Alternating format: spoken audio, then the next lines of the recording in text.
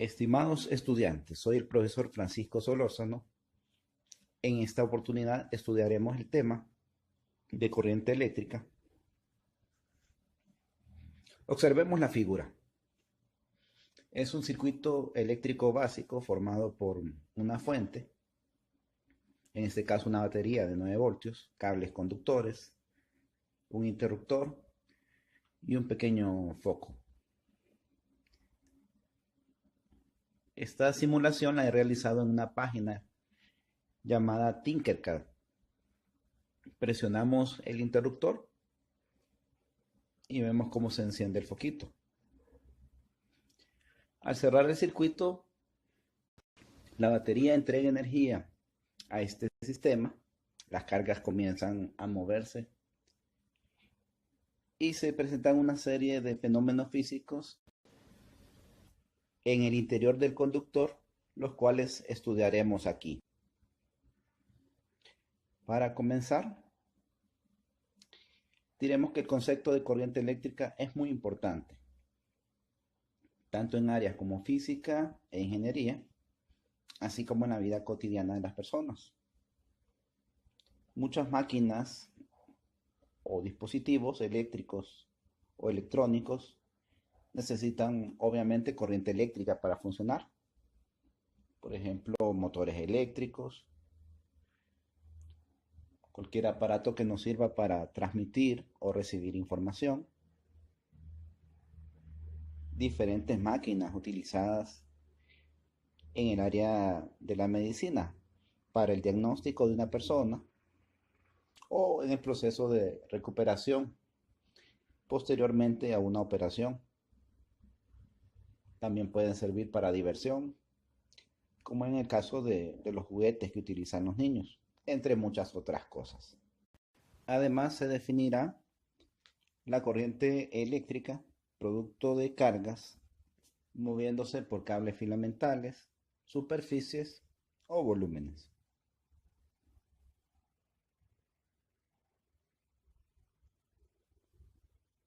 Una corriente eléctrica es todo movimiento de carga de una región del espacio a otra. Para definir la corriente eléctrica promedio, utilizamos la ecuación que se puede ver ahí. El cambio en la cantidad de carga dividido entre el cambio en el tiempo. En la figura se puede apreciar cómo un grupo de cargas se mueven dentro del conductor debido a la presencia de un campo eléctrico.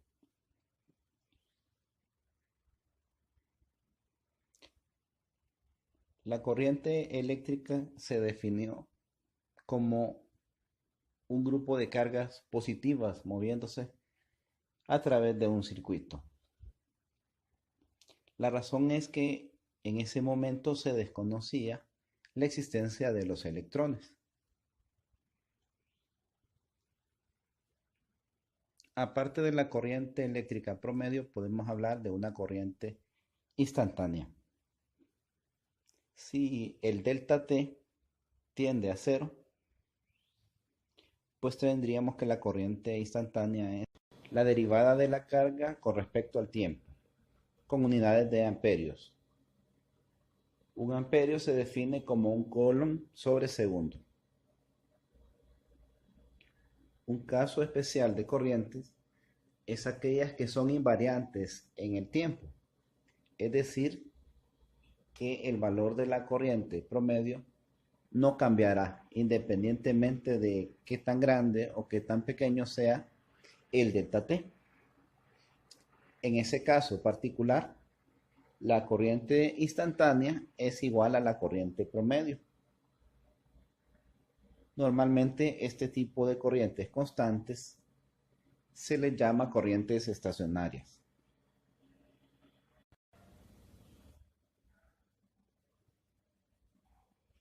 En la figura podemos observar un cable muy delgado.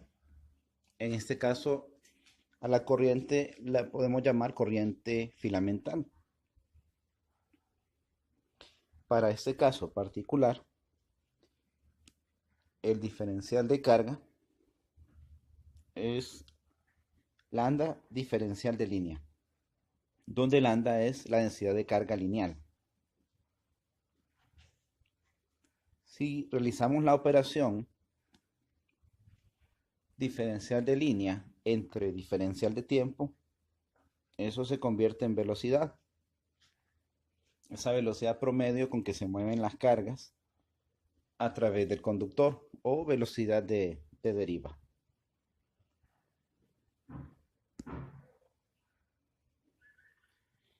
Bien, en esta figura ahora tenemos una densidad de corriente volumétrica.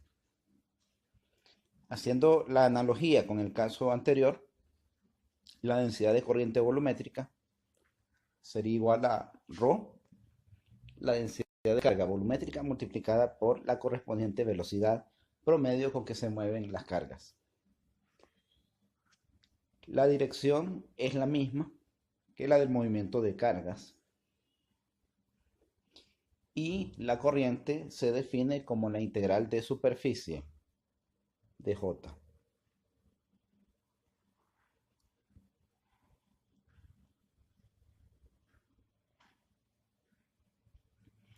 Existirán situaciones en las cuales tenemos diferentes portadores de carga.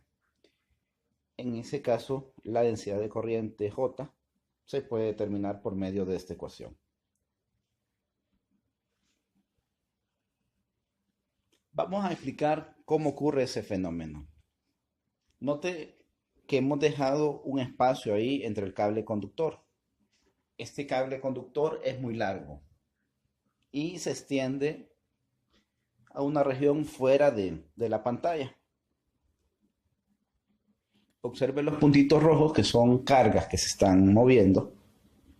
El espacio que hay entre el conductor en realidad es un espacio que le pertenece al contador de carga. En otras palabras, a un amperímetro.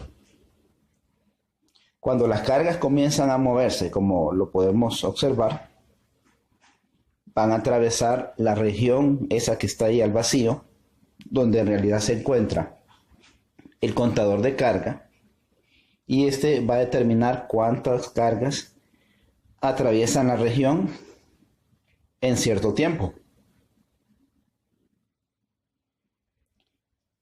Recuerde que el cable es muy largo y esas cargas que se han movido hacia la derecha con una velocidad promedio P de deriva van a ser reemplazadas por otras cargas que vienen de la parte izquierda del cable.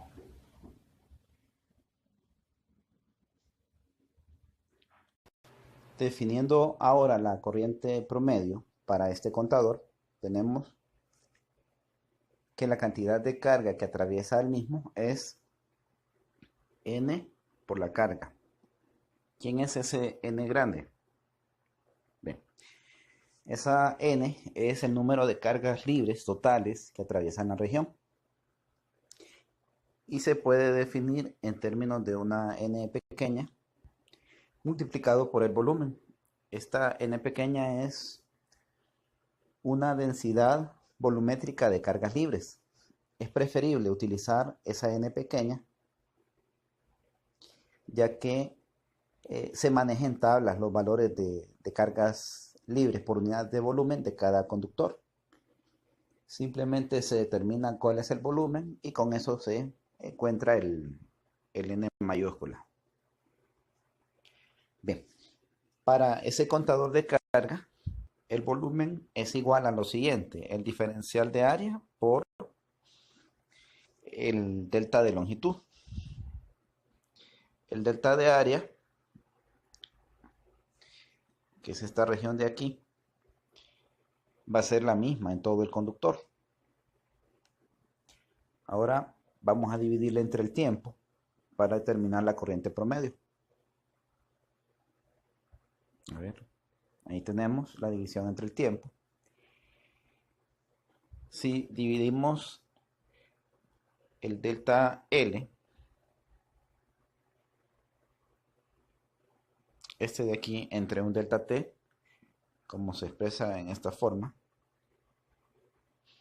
se obtiene una velocidad promedio de deriva, que es la velocidad con que se mueven las cargas dentro del conductor.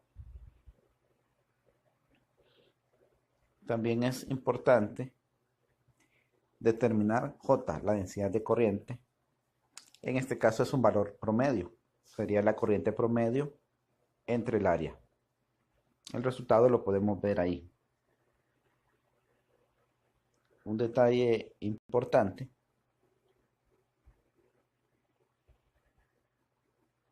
es esto. Recuerde que J, la densidad de corriente, es la densidad de carga volumétrica multiplicado por la velocidad de deriva. En esta nueva versión de la ecuación que se ha encontrado, el equivalente a la densidad de carga volumétrica es n minúscula multiplicado por la carga. Esta ecuación la utilizaremos más adelante.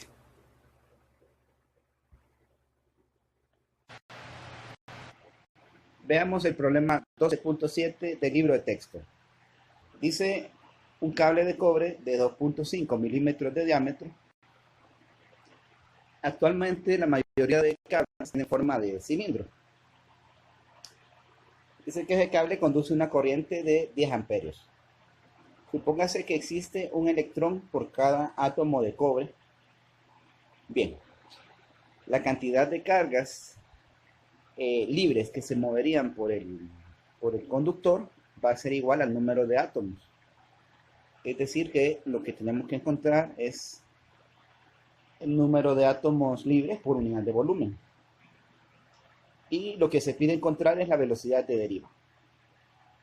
Aquí algunos datos adicionales para calcular la densidad de cargas libres. Dice que la densidad del cobre es 8.92 gramos por centímetro cúbico. Me dan el peso atómico y el número de Avogadro. Bueno,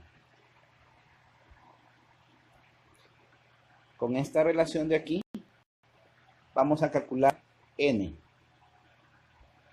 el número de cargas libres por unidad de volumen. Evaluando, tenemos esto en átomos sobre centímetro cúbico. Recuerde que el mismo número de átomos va a ser el número de electrones, según esto que nos ha dicho el autor. De la ecuación de la corriente, despejamos para la velocidad de deriva. En realidad estamos trabajando con magnitudes, por lo tanto, en la carga utilizaremos la magnitud de la carga del electrón.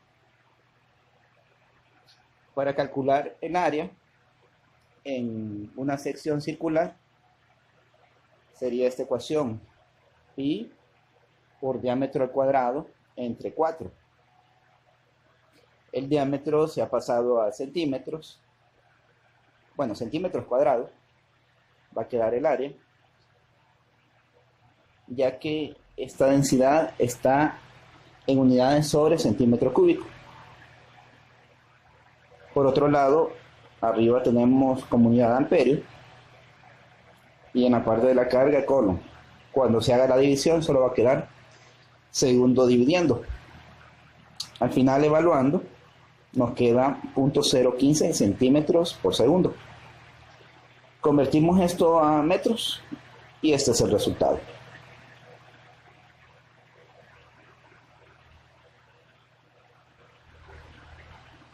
Vamos a hablar un poco ahora sobre la densidad de corriente superficial. Tenemos ahí en la figura una placa. Note la dirección de la corriente. Puede ser que vaya en la dirección de un eje particular o que vaya en una componente en una dirección, otra componente en otra. Para poder determinar esa densidad de corriente, hacemos una analogía con lo que ya se encontró antes para J. Nos queda que K es sigma por la velocidad. Si lo que queremos calcular es la corriente, debemos recurrir a esta ecuación de aquí. El vector unitario T es un vector que es perpendicular al diferencial de superficie. En el caso particular que eligiera un diferencial de superficie, como el que estoy dibujando, ¿sí? Este diferencial de superficie sería paralelo a la densidad de corriente K. Por lo tanto, mi contador no encontraría corriente. Veámoslo matemáticamente. Si el diferencial de superficie, perdón, si el diferencial de línea lo coloco en esa dirección, entonces el vector unitario debería ir perpendicular. Debería ir así. Cuando haga el producto interno con la densidad de corriente, en esta nueva figura que hice, el ángulo aquí sería de 90 grados y el producto interno me daría 0. Por lo tanto, no debo de elegir un diferencial de línea como el que acabo de dibujar en color rojo. Debo elegir de modo que tenga alguna componente perpendicular acá, la densidad de corriente superficial. Hablaremos ahora sobre la ecuación de continuidad, que básicamente expresa el principio de conservación de la carga. Es decir, que la carga debe conservarse. Si tenemos una región como la que está pintada en color verde, una región con un exceso de carga positivo, y colocamos unos cables conductores, supongan que en el otro extremo se conectan a tierra, por ejemplo. Entonces la carga va a comenzar a escapar de la región por medio de esos cables conductores. Aquí en la figura hay una corriente I sub 1, I sub 2, I sub 3. Pueden haber muchos más cables, ¿verdad? Toda esa corriente que está escapando de la región la podríamos determinar sumando cada uno de esos cables. Si fueran muchos cables, lo mejor es utilizar una superficie cerrada, como la que está pintada ahí en color rojo. Bien, la derivada de la carga con respecto al tiempo en la región de color verde, en esta de aquí, la derivada de la carga con respecto al tiempo va a ser negativa, porque se está escapando la carga. Si le agregamos un signo menos, como en la ecuación que acabo de encerrar, pues el signo va a pasar a positivo. Y esa derivada de la carga con respecto al tiempo, con el signo adecuado, va a ser igual a la suma de todas las corrientes que tenemos, la corriente total. Como esos cables tienen una distribución de una densidad de corriente volumétrica, entonces podemos calcular la corriente integrando J sobre una superficie. Como ya comenté previamente, para agarrar todos los cables necesito que la superficie sea cerrada.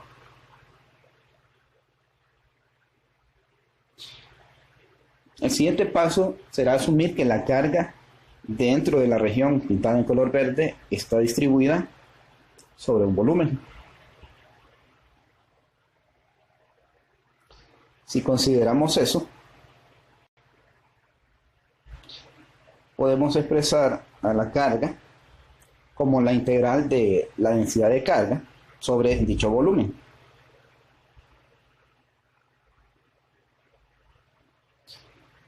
Estos operadores integral y derivada son operadores lineales. Podemos intercambiar su orden y deberíamos obtener el mismo resultado. La densidad de carga puede ser función de la posición o puede ser función del tiempo. Debido a ello, la derivada se convierte en una derivada parcial cuando alteramos el orden.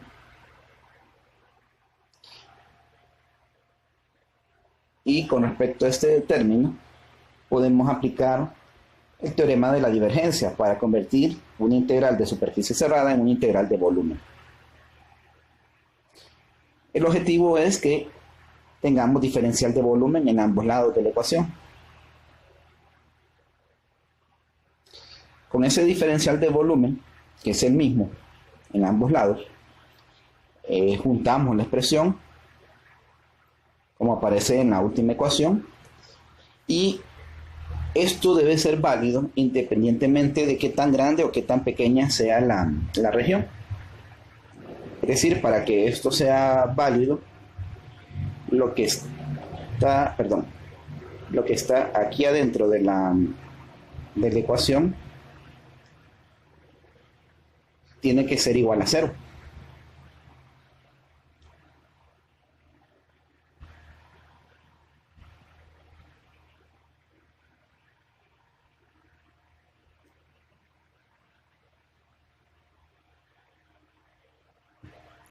Bien. Tenemos entonces lo que se conoce como ecuación de continuidad.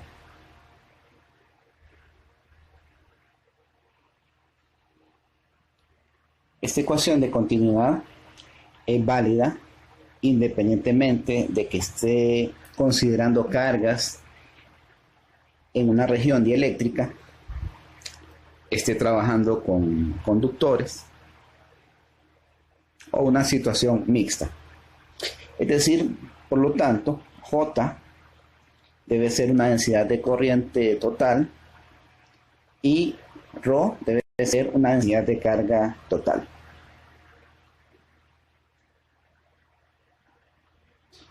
La ecuación de continuidad siempre es válida, incluso en ciertos procesos especiales, como la producción de parejas y la aniquilación de las mismas.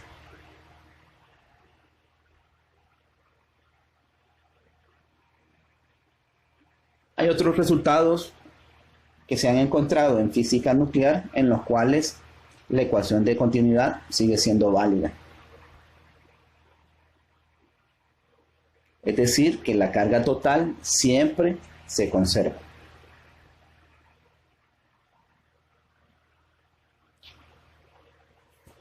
Vamos a analizar qué ocurre cuando esas cargas se mueven de una región a otra. Es decir, cuando pasan de un medio a otro.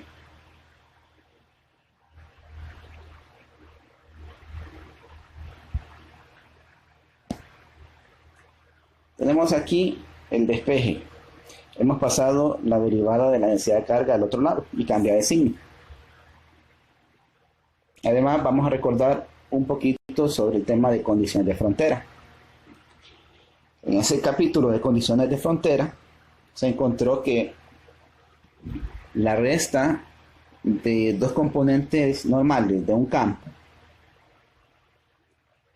donde el medio 1 y el medio 2 son los que se muestran aquí en esta figura, describen este caso. En el límite que h tiende a 0, h es la altura de la región cargada que tiene forma de cilindro. Ese cilindro tiene una parte dentro del medio 1 y otra parte dentro del medio 2. Y en el interior del cilindro tenemos una densidad de carga que la vamos a utilizar en esta ecuación de aquí, en la de la ecuación de continuidad. Bueno, volviendo a la ecuación del capítulo 9 y combinándola con la ecuación de continuidad, si le saco la divergencia a J, en lugar de F sería J. Lo multiplico por H, que H es la altura de este cilindro, y hacemos que tienda a 0, es decir, que se acerque a la superficie que separa ambos medios. Lo que resulta es la resta de las dos componentes normales. Veamos, lo hemos multiplicado aquí por H a los dos lados de la ecuación para mantener la igualdad. Le aplicamos el límite que tienda a 0 y obviamente esta ecuación es la misma que se tiene acá arriba. Entonces tendríamos la resta de las dos componentes normales. Ahora, en este lado de aquí de la ecuación, la densidad de carga volumétrica tiene unidades de Coulomb sobre metro cúbico. H tiene unidades de metro. Cuando hacemos la multiplicación, eso me queda en unidades de Coulomb sobre metro cuadrado. ¿A qué es equivalente esto? Bueno, al hacer H, que tienda a 0, significa que el cilindro se va volviendo un cilindro con una altura muy pequeña y va tendiendo a una superficie. Y la carga ya no estaría distribuida en un volumen, sino que estaría distribuida en una superficie. Es decir, sería una densidad de carga superficial. Así que la ecuación queda en esa forma. Veamos qué significa esta ecuación. He pasado a una vista en 2D por conveniencia, pero en realidad la figura está en 3 dimensiones. La ecuación J2 menos J1, donde J es la densidad de corriente volumétrica, indica que si esta corriente que la he elegido normal y esta otra que también la he elegido normal, si son diferentes, pues esta resta de aquí va a ser distinta de 0. Si son diferentes, significa que la carga que se encuentra acumulada en la superficie que separa ambos medios, la carga debe estar cambiando. Expliquémoslo de otra forma. Suponga que en este cable está entrando una corriente total I sub 1. Y por el otro cable, el que está pintado en color verde, fluye una corriente I sub 2. Si I sub 2 es más pequeña que I sub 1, significa que la cantidad de cargas que están entrando al medio 1 es mayor que la que está entrando al medio 2. Como las cargas deben conservarse, en algún lugar deben quedar esas cargas que me faltan en el medio 2.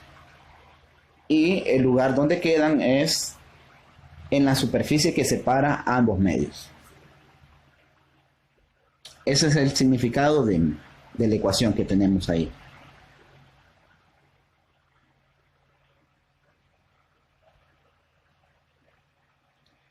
Bien, aquí podemos ver nuevamente la ecuación. A la izquierda aparece el análisis vectorial. Cuando multiplica al vector producto interno la componente normal, pues nos queda así: J2 normal menos J1 normal. Ya había mencionado que las densidades de carga y corriente en la ecuación de continuidad son densidades totales y que tienen componentes libres y componentes ligadas.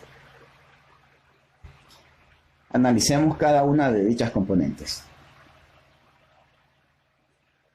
Por ejemplo, comenzando con un dieléctrico, tendríamos una densidad de corriente ligada y una densidad de carga ligada. La densidad de carga ligada está dada por medio de esta ecuación. Si se sustituye y se factoriza para este operador, se tiene esta ecuación que estoy marcando aquí. Como esto siempre debe ser válido, podemos definir a esta densidad de corriente volumétrica ligada como la derivada de la polarización con respecto al tiempo.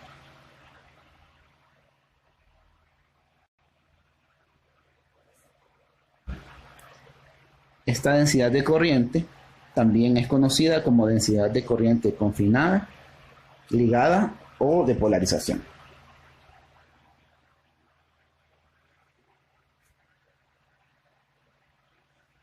Veamos otro caso especial para la ecuación de continuidad, que es el caso de las corrientes libres y estacionarias. Corriente estacionaria significa que no cambia con el tiempo. Como nada cambia con el tiempo, entonces esta derivada de aquí con respecto al tiempo es igual a 0. Y solo nos quedaríamos con la divergencia. Divergencia de J igual a 0. Si vamos a la versión de la ecuación que tiene esta forma, la densidad de carga superficial tampoco cambiaría con el tiempo. Entonces tendríamos que J2 normal menos J1 normal es igual a 0. Es decir, las ecuaciones que aparecen ahí abajo. Ojo, estas ecuaciones son válidas únicamente en el caso que estudiamos corrientes estacionarias, que es un caso particular.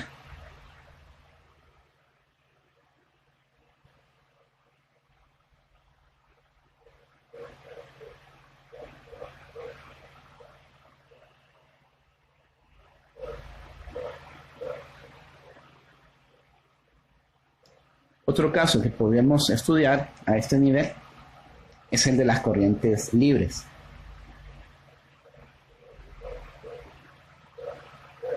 En ese caso, J sería J sub F y Rho sería Rho sub F.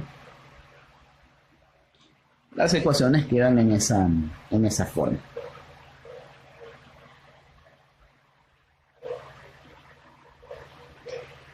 A este nivel nos va a interesar más este caso, porque armando un circuito particular es sencillo controlar la intensidad de la corriente que circula a través del mismo.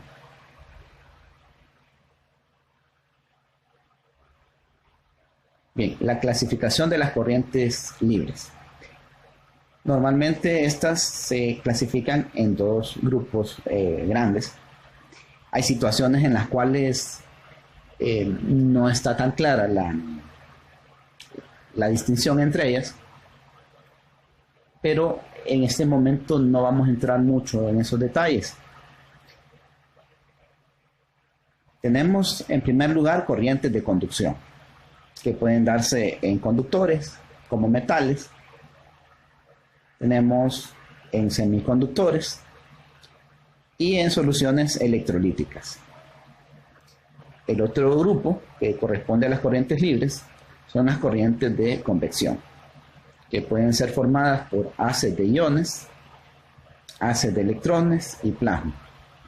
Cuando uno habla de un haz de partículas, supone que son un grupo de partículas que van concentradas. Ahí tenemos una figura. Ahí se indica el sitio del cual fue tomada.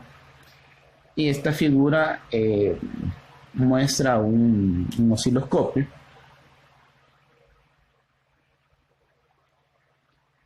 En esta región de aquí se tiene lo que es el cañón de electrones. Es decir, que están saliendo un haz de electrones de esa región. Esto para que tenga una idea de qué es un haz y dónde se puede aplicar.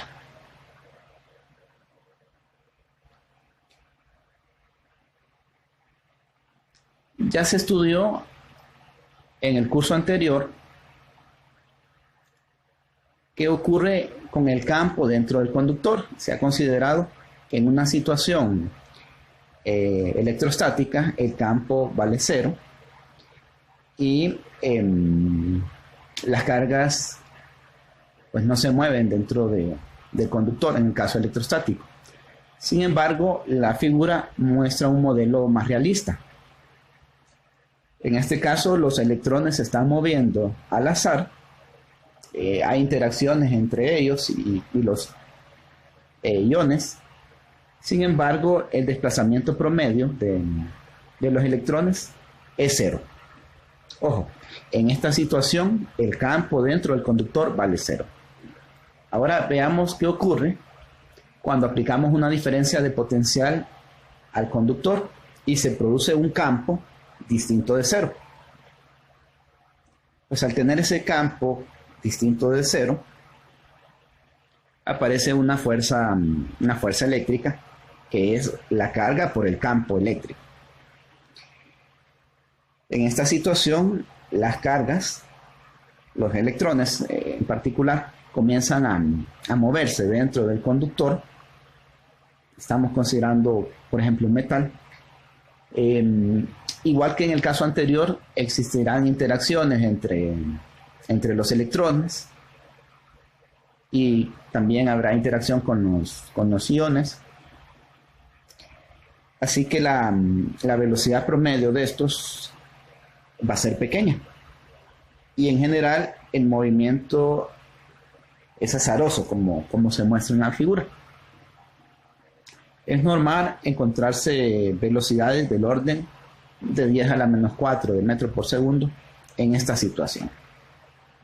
Si usted se pregunta entonces, cuando presiona un interruptor y se enciende, por ejemplo, un foco casi al instante, y analiza el tiempo que le tomaría a las cargas moverse, pues debe considerar también que hay algo que sí se mueve a la velocidad de la luz dentro del material, y son los campos. Los campos viajan a la velocidad de la luz, y como en todo el conductor tenemos cargas libres, tenemos, por lo tanto, electrones moviéndose a lo largo de todo el cable. Por eso es que nota una interacción casi instantánea.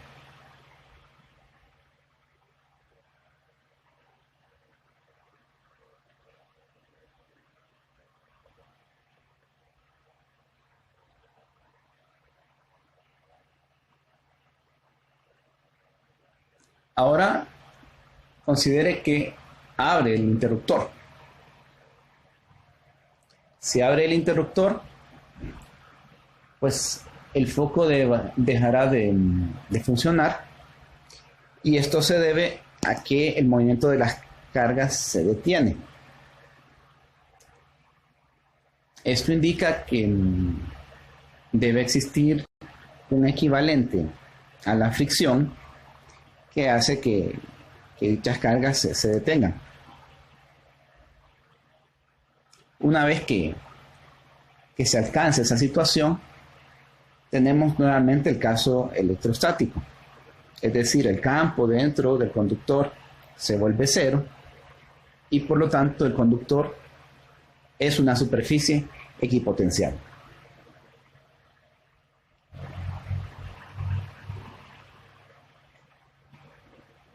Regresando al circuito que tiene una fuente conectada, nosotros podemos mantener una corriente constante en un conductor y una diferencia de potencial constante en el mismo, siempre que se suministre energía continuamente al sistema desde la fuente.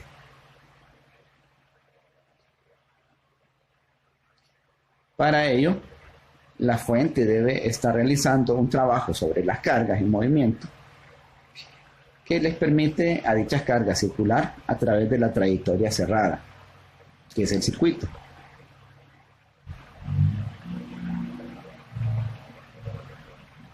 La fuerza electromotriz de la fuente se define por medio de la ecuación que podemos ver ahí. Es un trabajo por unidad de carga, la fuerza electromotriz o F. El trabajo se define como una integral de línea de la fuerza.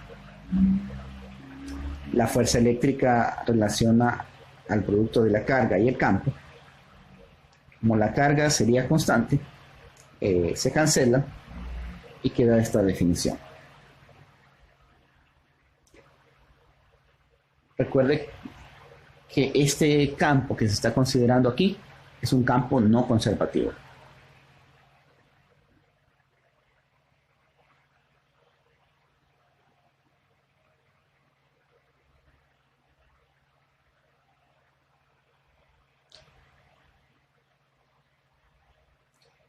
El campo no conservativo, quien lo produce en el circuito, es la fuente. Un ejemplo común, una batería. Dentro de la fuente se producen ciertas reacciones químicas y esos procesos no son conservativos. Para este caso particular nos interesa más el comportamiento dentro del conductor que el de la batería. Así que vamos a analizar más el campo que se encuentra dentro del conductor y ese va a ser conservativo.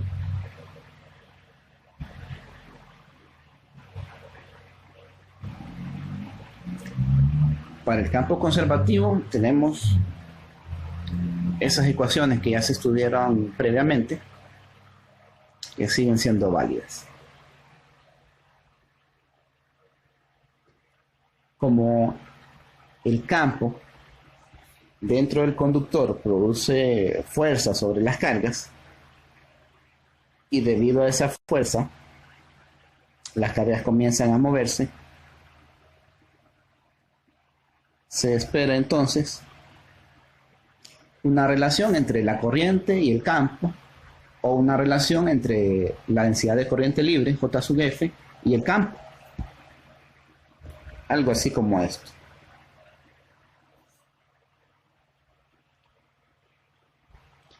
Hemos mencionado que cuando el campo eléctrico es cero, pues las cargas no se mueven y no tendríamos una corriente promedio.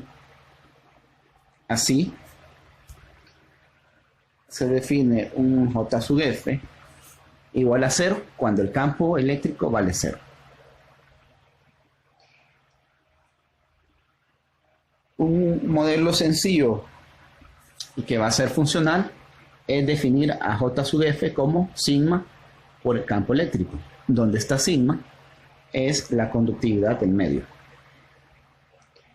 La conductividad es igual a algo que ya se definió en un curso previo.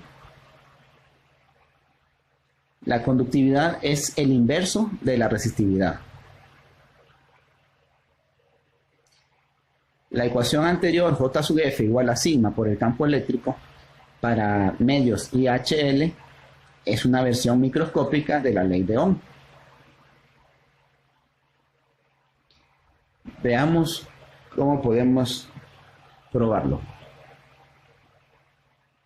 Si se define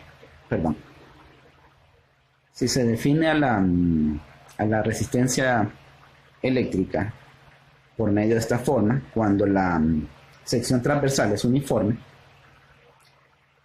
ve que la conductividad es el inverso de la resistividad. Bueno, se define de esa forma.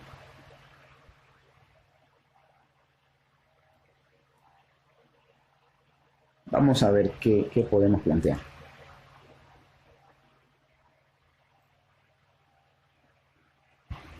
Pero antes tenemos un ejemplo sencillo. Se tiene ese cilindro conductor de altura H, radio A, conductividad sigma. Se pide determinar la resistencia entre dos caras. La cara Z igual a 0, que es la parte de abajo que está mostrando la flecha. Esta cara aquí, esta cara Z igual a 0, y la otra cara Z igual a que marca la otra flecha. Para determinar la resistencia, simplemente utilizamos esta ecuación de aquí. L, que sería el trayecto que recorre la corriente dentro de este conductor, sería igual a la altura, a H. Sigma, la conductividad ya está dada. Y la sección transversal por la cual va a fluir la corriente, pues sería pi por a cuadrado. Así tenemos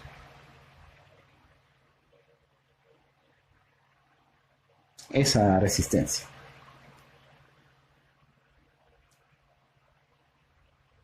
Bien, volviendo al caso de la ley de Ohm y la demostración, note la figura. Hay una diferencia de potencial delta phi entre los extremos del conductor. La longitud del conductor es L. Por ahí fluye a lo largo de esa dirección va a fluir la corriente. Tenemos indicado el campo y la densidad de corriente de conducción, densidad de corriente libre.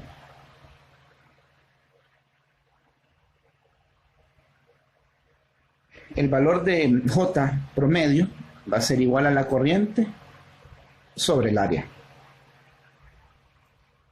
Y sigma por el campo, si trabajamos con magnitudes, sería sigma por el cambio en el potencial entre la longitud del conductor.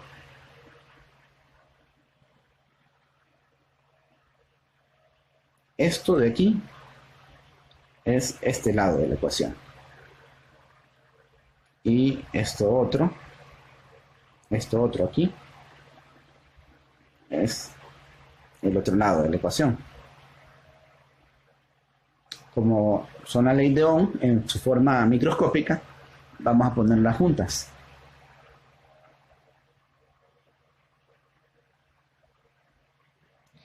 Tenemos corriente por el área es igual a sigma diferencia potencial entre la longitud. Despejemos para la diferencia potencial.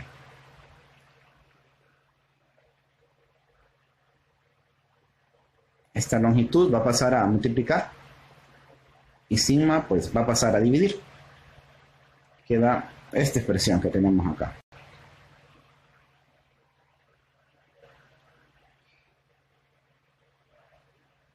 Aquí tenemos la intensidad o la corriente y esta longitud entre sigma por el área es la definición de resistencia que usamos antes. Entonces vemos que tenemos ahí la ley de Ohm en un caso relativamente sencillo. Se ha asumido un medio IHL y trabajamos con valores promedio tanto para la corriente como para la densidad de corriente. Bien, continuemos. Vamos a aplicar lo visto anteriormente en este ejemplo. Dice que hay un cable de cobre de 2.50 milímetros de diámetro. Es el mismo cable de antes. Se ha considerado que la longitud del cable son 2 metros. Conduce una corriente de 10 amperios. Y se pide determinar la resistencia eléctrica y la diferencia de potencial entre los extremos del conductor. La resistencia la calcularemos por medio de la ecuación R igual a L entre sigma por A, donde A es la sección transversal. Para el valor de la conductividad, que se puede encontrar en tablas en los libros, pues en realidad lo que encontré fue la resistividad. La resistividad del cobre es este valor de aquí, 1.72 por 10 a la menos 8 ohmios metro. Esta es la resistividad. Conocemos la longitud, se conoce el diámetro, por lo tanto se puede hallar el área. Así que calculamos la resistencia. Ojo, se usó la resistividad. Ahora, para calcular la diferencia de potencial, simplemente utilizo la ley de Ohm. Conozco la intensidad y conozco la resistencia. Así tenemos este valor.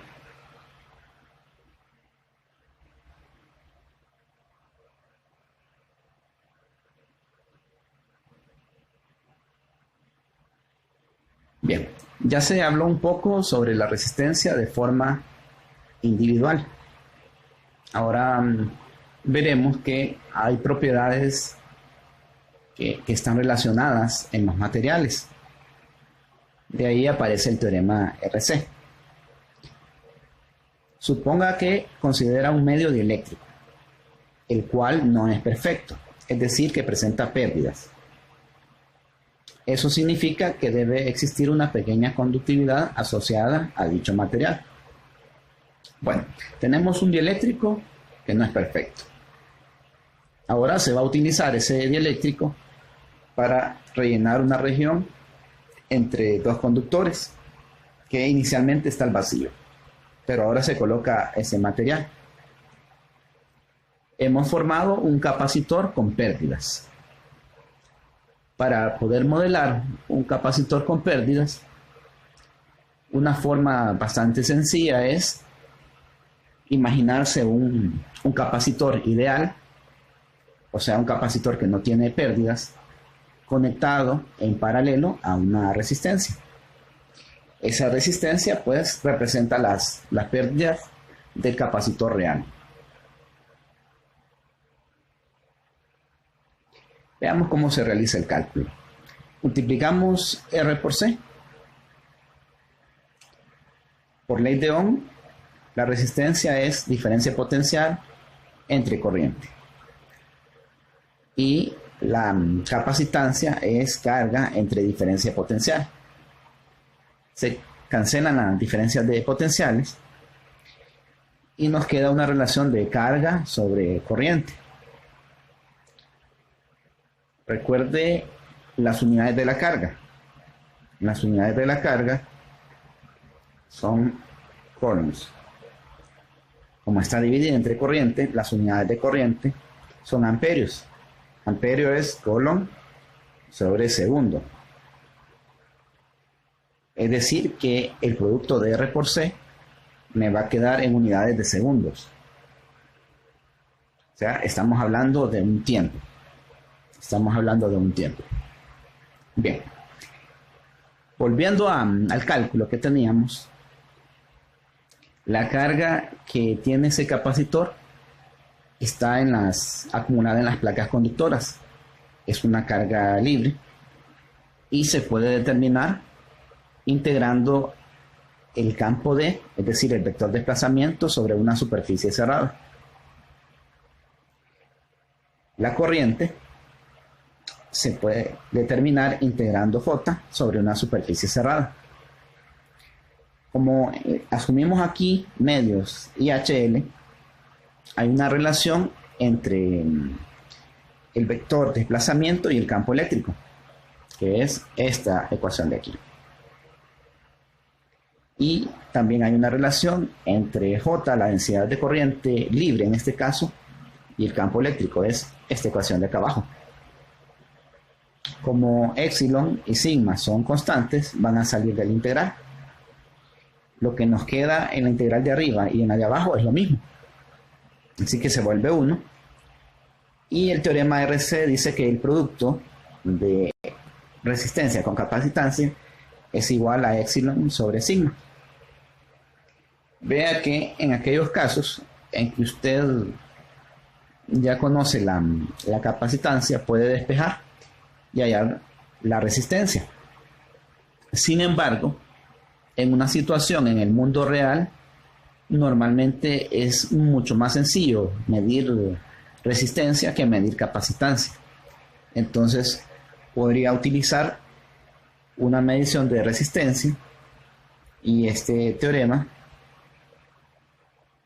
para determinar posteriormente la capacitancia.